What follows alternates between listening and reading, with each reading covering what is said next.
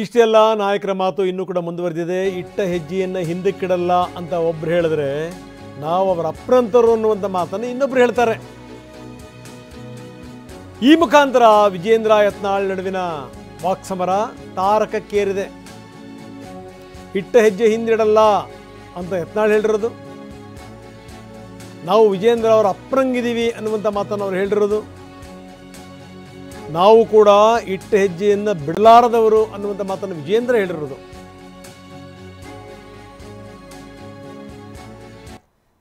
ಯಡಿಯೂರಪ್ಪರು ಮಗಾಗಿ ಒಂದು ಮಾತನ್ನ ಹೇಳ್ತಾನೆ, ಎಲ್ಲ ಸ್ವಾಮೀಜಿಗಳ ಮುಂದೆ ಒಂದು ಮಾತನ್ನ ಹೇಳ್ತಾನೆ, ಇಟ್ಟ ಗುರಿ ಮುಂದಿಟ್ಟ ಹೆಜ್ಜೆ ಯಾವತ್ತೂ ಕೂಡ ಹಿಂಸೆರ್ತಕ್ಕಂಥ ಪ್ರಶ್ನೆ ಅಲ್ಲ. ನಮ್ಮ ಶಿಕಾರಿಪುರ ತಾಲೂಕಿಗೆ ಸೀಮಿತ ಆಗ್ತಾರೆ. ರಾಜ್ಯದ ಅಧ್ಯಕ್ಷನಾಗಿ ರಾಜ್ಯಾದ್ಯಂತ ಪ್ರವಾಸವನ್ನು ಮಾಡಿ ಪಕ್ಷದ ಸಂಘಟನೆಯನ್ನು ಮಾಡುವ ಮುಖೇನ ಎಲ್ಲ ಪರಮಪೂಜ್ಯರ ಒಂದು ಆಶೀರ್ವಾದದಿಂದ ಈ ಭಾಗದ ಅಭಿವೃದ್ಧಿಯ ದೃಷ್ಟಿಯಿಂದ ನಾವೆಲ್ಲರೂ ಕೂಡ ಶ್ರಮವನ್ನು ಹಾಕ್ತೇವೆ. ವಿಜೇಂದ್ರ ಅವರು ಒಂದು ಮಾತು ಹೇಳ್ತಾರೆ ಸರ್, ಇಟ್ಟ ಹೆಜ್ಜೆನ ಯಾವತ್ತು ನಾವೇನು ಇಟ್ಟ ಹೆಜ್ಜೆ ನಾವು ಬಿಡಲಾರ್ದು ಅವ್ರ ಅಪ್ಪನ ಹಂಗದಿ. ಸರ್ ಈಗ ನಾಲಾಯಕನ ಒಂದು ಪದ ಬಳಕೆ ಮಾಡಿದ್ದಾರೆ ಯಾರಿ ರಮೇಶ್ ಜಾರಕಿಹೊಳಿ ಯಾರಿಗ್ರಿ?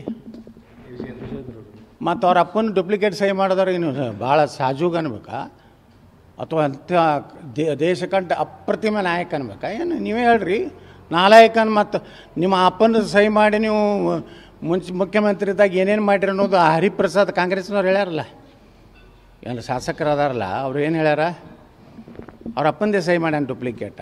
ಮುಖ್ಯಮಂತ್ರಿ ಇದು ತನಿಖೆ ಮಾಡಿರಿ. ಕಾಂಗ್ರೆಸ್ನವ್ರು ನಿಮಗೆ ತಾಕತ್ತಿತ್ತು ಅಂದ್ರೆ, ಸಿದ್ದರಾಮಯ್ಯಗೆ ತಾಕತ್ತಿತ್ತು, ಡಿ ಕೆ ಶಿವಕುಮಾರ್ಗಿತ್ತು ಅಂದ್ರೆ, ಯಡಿಯೂರಪ್ಪ ಇದ್ದಾಗ ಎಷ್ಟು ಸಹಿಗಳಾಗ್ಯಾವ, ಯಾವ ಸಹಿ ಅದಾವು ಎಲ್ಲದಕ್ಕೂ ಇದಕ್ಕೆ ಕೊಟ್ಟು ಕಳಿಸ್ತಿರಲ್ಲ.